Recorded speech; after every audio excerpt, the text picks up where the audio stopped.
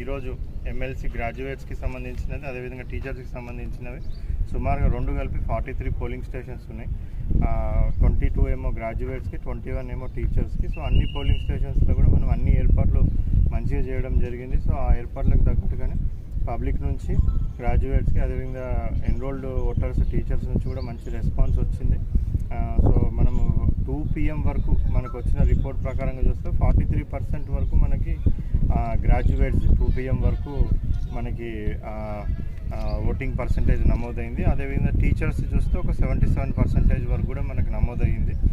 అయితే మన గ్రాడ్యుయేట్స్కి మనకి నెంబర్ ఆఫ్ ఓటర్స్ మెదక్ డిస్ట్రిక్ట్స్లో ఎక్కువ ఉన్నారు డిస్ట్రిక్ట్లో. సో దానికి అనుగుణంగానే మనము ఇప్పుడు 4 o'clockకి మనం పోల్ ఎండ్ చేయబోతూ ఉన్నాం.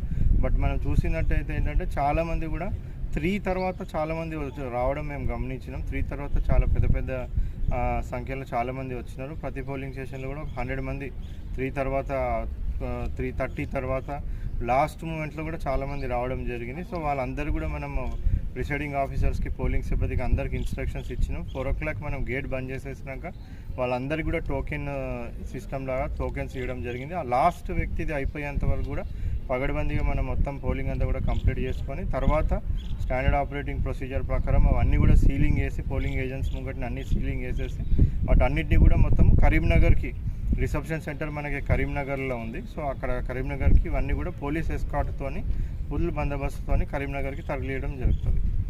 Thank you.